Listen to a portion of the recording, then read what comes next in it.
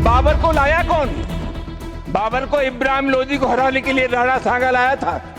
तो मुसलमान तो बाबर की औलाद है और तुम गद्दार राणा सांगा की औलाद हो, ये हिंदुस्तान में तय हो जाना चाहिए। अगर बाबर की तो आलोचना करते हैं, राणा सांगा की आलोचना नहीं करते। उनको लज्जा नहीं है कि एक इस पद पे मतलब एक सांसद होकर और अमर्यादित भाषा का प्रयोग करना ये बहुत ही निंदनीय है। उनको तो पार्टी से निकाल देना चाहिए। रामजी लाल सुमन हो चाहे अखिलेश जी हो, अपनी बातों को वापस लें, नहीं तो हम लोग रोड से लेके संसद तक प्रयास ये करेंगे कि हम लोग धरना प्रदर्शन दें। हम लोग बहुत उस बयान से आहत हैं। उनके खिलाफ हम लोग सड़क से लेकर और कानूनी तौर पर संसद तक और कानूनी तौर पर हम लोग ज्ञापन देने जा रहे हैं। एक तो ये बीजेपी के लोगों का तकिया कलाम हो गया है सभापति महोदय कि मुसलमान इनमें बाबर का डीएनए है। उप सभापति महोदय मैं जानना चाहूंगा कि बाबर का डीएनए मुसलमान में है। हिंदुस्तान का मुसलमान तो बाबर को अपना आदर्श मानता नहीं है, वो तो मोहम्मद साहब को अपना आदर्श मानता है, सूफी संतों की परंपरा को अपना आदर्श मानता है। लेकिन सभापति महोदय मैं जानना चाहूंगा कि बाबर को लाया कौन?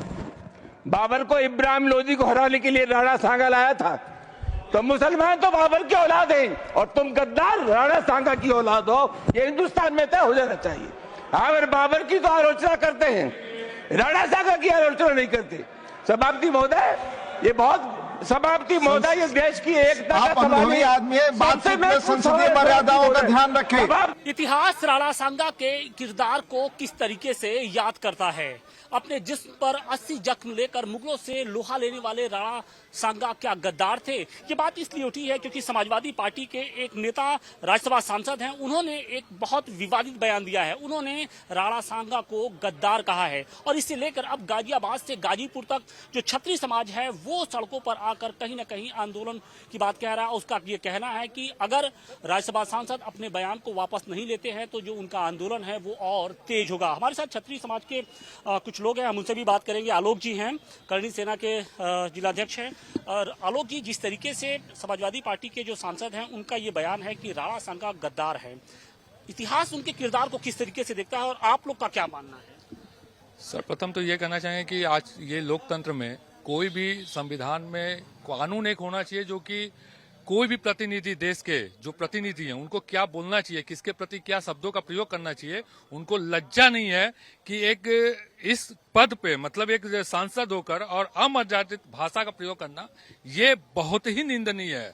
उनको तो पार्टी से निकाल देना चाहिए और हम उनका कड़ा विरोध करते हैं। और पूरे संगठन हम लोग आज जो है आकर और जितना जल्दी वो अपने वापस लेते हैं अपने बयान को तो ठीक है, अन्यथा हम लोग बड़े से बड़ा यहाँ पे विरोध करने जा रहे हैं। आप कह रहे हैं कि बयान वापस ले, लेकिन जो अखिलेश यादव हैं उनके बयान के साथ खड़े हैं और बाकायदे वो नजीर भी दे रहे हैं इस बात को लेकर। वो इतिहास देख लें, अगर मैं अमर्यादित भाषा का प्रयोग करने लगे हम लोग भी तो बहुत सी चीजें आ जाएंगी। वो अपने परिवार, अपने पीछे इतिहास देख लें, उनको समझ में आ जाएगा। वो कितना वो अपना डीएनए चेक करा लें लोग, उन लोग को पता चल जाएगा कौन क्या है। सवाल इस बात का है कि जब से औरंगजेब का जो मसला उठा है उसके बाद से ये कुछ एक कवरअप करने की तैयारी क्या समाजवादी पार्टी की ओर से? अब उनकी क्या मंशा है वो जानते हैं, लेकिन ये बताइए कि औरंगजेब वो बाबर जो भी आए थे, क्या ये देश में क्या करने आए थे? उनका देश था यहाँ पे, किस लिए आए थे? मैं ये सबसे पूछना चाहता हूँ, यहाँ पे हमारे भारत में वो क्या करने आए थे? समाज सेवा करने आए थे?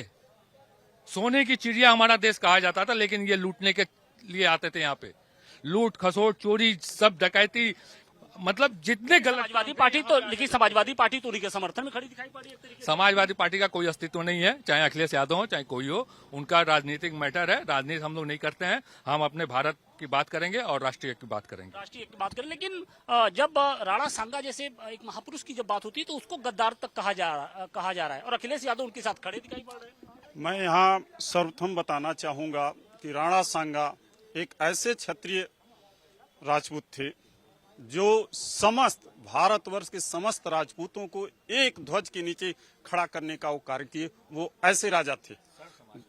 दूसरा, आपका कहना यह है कि राणा सांगा को रामजी लाल सुमन या अखिलेश जी ये कह रहे हैं कि गद्दार है। बाबर के साथ मिले थे। मैं ये कहना चाहूंगा कि उस समय काल में बाह्य आक्रमणकारी और इस समय जो मैं देख रहा हूं कि आंतरिक आक्रमणकारी ये दोनों इस समय एक होकर के एक समाज को के ऊपर लांछन लगाने का प्रयास कर रहे हैं। मैं ये चाहूंगा आप लोगों के माध्यम से कि रामजी लाल सुमन हो चाहे अखिलेश जी हो, अपनी बातों को वापस लें, नहीं तो हम लोग रोड से लेके संसद तक प्रयास ये करेंगे कि हम लोग धरना प्रदर्शन दें। जिसके शरीर पर 80 जख्म थे, जिसने अपने देश के लिए, अपने राष्ट्रभूमि के लिए प्राणों की आहुति दी, उसको गद्दार कहा जा रहा है। कहा जा रहा है कि वो बाबर से मिले हुए थे। बाबर से मिले थे, ये तो अगर ऐसा विवादित बयान अगर वो दे रहे हैं एक राज्यसभा में, अगर वैसे अगर हम लोग आ जाए, हम लोग तो अभी तक तो जितने भी पुरुष हैं वो लड़ रहे हैं इसके लिए, लेकिन अगर छत्राणी या हिंदू धर्म के हम सबकी बातें कर रहे हैं, राजा अकेले कोई भी लड़ाई नहीं लड़ता, उसके साथ सारे लोग थे, तो वो सब लोग, हम हर हिंदू की बात कर रहे हैं, ये सबकी बात है। और जो हम RL सुमन के जो विवादित बयान है, अगर उस बयान पे कहा जाए तो एक बात कही जाती है, हो सकता है उनको बुरा लगे कि जब घर में कोई बोल नहीं पाता तो बाहर बोलता है उस चीजों को, ठीक है, तो हो सकता है उनको अपने पौरुष पे, अपने बच्चों पे, अपने बीवी पे उनको शक हो, इसलिए वो किसी और के पूर्वज को गद्दार कह रहे हैं। गद्दार कह रहे हैं, लेकिन जिस तरीके से उन्होंने ये बयान दिया है, क्षत्रिय समाज बहुत मर्माहत दिख रहा है। जी बिल्कुल, हम लोग बहुत उस बयान से आहत हैं और उनके खिलाफ हम लोग सड़क से लेकर और कानूनी तौर पर संसद तक और कानूनी तौर पर हम लोग ज्ञापन देने जा रहे हैं। अगर कोई कार्रवाई नहीं हुई तो हम लोग सड़क पे भी उतरेंगे। सड़क पर भी उतरेंगे, लेकिन बतौर जब राणा संगा के किरदार को आप देखते हैं, राणा प्रताप हो, राणा सांगा हो, इन्होंने किस तरीके से मुगलों से लोहा लिया था, इसको लेकर कोई दो राय नहीं हो सकता। लेकिन ये बात समाजवादी पार्टी को क्यों नहीं समझ में आती? समाजवादी पार्टी अपने आप पे कुल्हाड़ी मार रही है। और सबसे बड़ी चीज तो ये मैं कहना चाहूंगा कि समाजवादी पार्टी के मुखिया स्वर्गीय मुलायम सिंह यादव, पहले उनका प्रमाण पत्र ये लोग ला करके देते कोई यादव है कि छत्री है, क्योंकि यादव और सिंह ये दोनों अलग अलग जातियां हैं, तो वो सिंह और यादव कैसे हो सकते हैं? पहले वो अपने बाप का प्रमाण पत्र दे, बाकी तब हमारे इतिहास के बारे में जाने और बताएं। हमारे इतिहास के बारे में राजपूतों से ज्यादा और ये पूरे भारतवर्ष से ज्यादा कोई जानने वाला नहीं है। हालांकि ये हमारी एक बहुत बड़ा, हम लोग नीचे गिर आए गए हैं कि हम लोग जो है कि हमारे इतिहास को कभी महाराणा प्रताप के इतिहास को बताया नहीं गया, कभी राणा सांगा के इतिहास को बताया नहीं गया, राजनीतिक मुद्दा बना के कभी हुमायूं, कभी बाबर, कभी अकबर, इनका हमको पढ़ाया गया। लेकिन जिस तरीके से राणा संगा को लेकर ये बयान दिया गया, आप लोग क्या उससे इत्तेफाक रखते हैं? ऐसा है, जिसका कोई इतिहास न हो, अखिलेश हो, मुलायम हो, इसका कोई इतिहास नहीं है तो दूसरे को तो गिराएगा ही। ये अपने बाप से परदादा से इतिहास देखें, कौन क्या जानता है उनके विषय में। एक प्राइमरी का टीचर होकर लुटेरा बन के मतलब अरबपति करोड़पति हो गया, वो दूसरे के विषय में क्या इतिहास बताएगा? इस बात का है कि जिन्होंने देश के लिए अपने प्राणों की आहुति दी, उनके बारे में इस तरीके से गद्दार कहना। गद्दार तो वो तो मुलायम, अखिलेश सबको जानते हैं कौन गद्दार है।